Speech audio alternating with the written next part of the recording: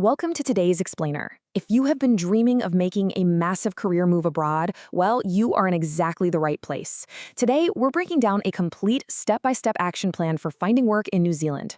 We'll be navigating the accredited employer work visa process for this incredible recruitment wave that's gearing up for 2026. We are pulling all of our insights today directly from on-the-ground reports and expert guidance shared with Gary Backpacker, who has spent years figuring out these exact processes. We aren't just going to talk about vague concepts either. We're looking at the exact roles, the exact application methods, and the absolute best strategies you need to secure a job sponsorship. So grab a notepad, get focused, and let's jump right into your playbook. Let's just get right into it because this number right here is the whole reason we're even having this conversation today. 100,000, or as it's often referred to, 1 lakh. That is the literal scale of the labor shortage New Zealand is facing right now. They are actively running a massive recruitment drive to bring in nearly 100,000 foreign workers by 2026. Now, what's really exciting about this is what it means for you. It is an unprecedented window of opportunity. This isn't one of those hyper-competitive markets where companies are looking for a single unicorn candidate. No way. This is a nationwide push across multiple industries to bring in a huge influx of international talent. The doors are open so wide that the government is even streamlining visa processing times just to handle everybody. But to actually take advantage of it, you need to know where to look. Here is our agenda for today. First, the 2026 opportunity. Second, high-demand job sectors. Third, how to apply directly. And fourth, using agencies and assistance. Moving into Section 2. High-demand job sectors. The construction and trade sector down in New Zealand is literally booming right now, and honestly, they simply do not have the local manpower to keep up. If you've got experience as a painter, a plumber, an electrician, or a carpenter, your skills are in incredibly high demand. But it's not just the specialized trades either. They are actively looking for general construction laborers, maintenance personnel, and foremen to lead teams.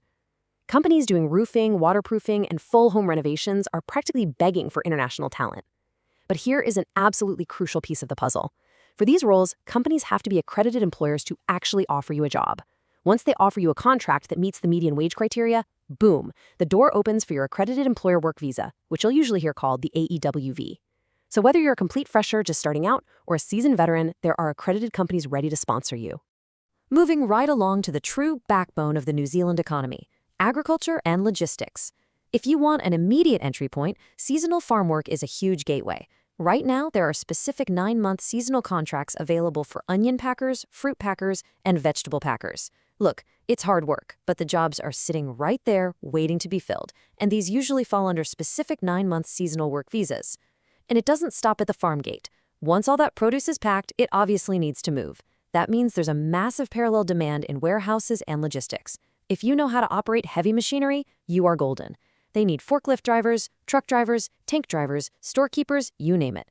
The great thing about these logistics roles is that unlike the seasonal farm work, landing a permanent heavy machinery role can actually qualify you for a standard accredited employer work visa, which is your longer-term pathway. Now, maybe you're thinking, construction or heavy lifting just isn't my thing. Totally fine. Let's talk about the hospitality and medical sectors, because the diversity of roles here is just staggering. Starting with hospitality, you've got everything from mega supermarkets needing cashiers to hotels needing housekeeping and dishwashers. There is a particularly huge call for staff in Indian restaurants. They need chefs, cooks, kitchen helpers, waiters, and bartenders. Then, on the entirely other end of the spectrum, you have the medical and care field. New Zealand is actively recruiting registered nurses, doctors, caretakers, as well as admin clerks and receptionists. And here's where it gets incredibly exciting for medical professionals. Roles like registered nurses and doctors are actually on New Zealand's green list. What does that mean? It means securing one of these jobs offers a fast-tracked, direct pathway to permanent residency right when you arrive. So regardless of your background, there's a legitimate visa pathway for you in this drive. Section 3. Finding the right role and applying. Okay, so to get to New Zealand, you need a job sponsorship. But let's clarify exactly what that technical term means in this context.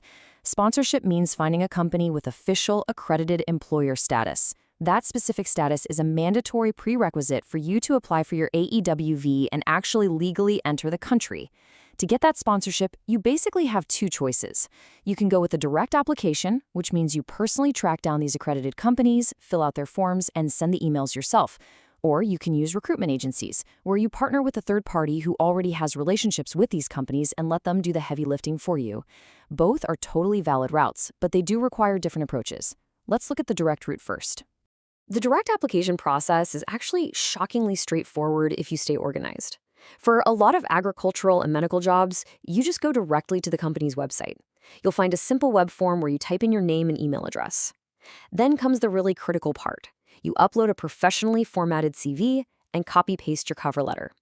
Alternatively, a lot of construction and logistics companies will just publicly list an email address. You just draft a professional email, attach your CV and cover letter, and send it directly to them. Now, keep in mind, as you go through this, you're also going to need to prepare your eligibility documents.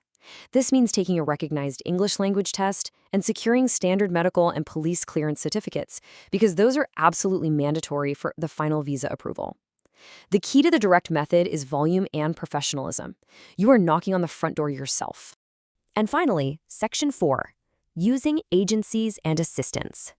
Before we go a single step further, I need you to read the text here very, very carefully. This is the absolute golden rule of international job hunting. Legitimate recruitment agencies do not charge you a single penny, ever. There are agencies out there whose entire job is to find people exactly like you to fill these New Zealand shortages, but they are paid by the New Zealand companies to find talent. They are not paid by you. Now, obviously, you will eventually have to pay official application fees directly to New Zealand Immigration for your visa processing, but you should never, ever pay an agency a placement fee. If anyone asks you for an upfront fee, a processing fee, or a registration fee just to apply for these jobs, walk away immediately. Real agencies apply secretly on your behalf to these firms, and they do it for free. To give you a perfect example of the kind of free support that is actually out there, check out this quote from Gary Backpacker, who is the source of our insights today. He's been living in the UK for 20 years, navigating these international job markets, and he offers a completely free service to his followers. He acts, just like he says, like a big brother. If you don't know how to format your CV or you're just struggling to find those direct email addresses, he actually invites you to reach out to him directly on WhatsApp. You send him your details, and he will personally knock on those digital doors and apply to these New Zealand companies on your behalf, and he even provides you with a proof of application. It's a fantastic example of utilizing legitimate, free networks to bypass all those technical hurdles of applying abroad. So we've covered a lot of ground today. We've looked at the massive 100,000-person shortage. We've explored the trades, the farms, the hospitals, the hotels. We've broken down how to apply directly, the necessary visa prerequisites like medical and police clearances, English tests, and how to safely use free agencies and mentors. The playbook is literally in your hands. So my final question to you is this: which New Zealand sector are you ready to apply for? The jobs are waiting, the accredited employers are hiring, and your 2026 visa pathway is wide open.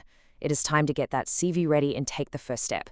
Thank you so much for joining me on this explainer today. Keep learning, stay focused, and I'll catch you in the next one.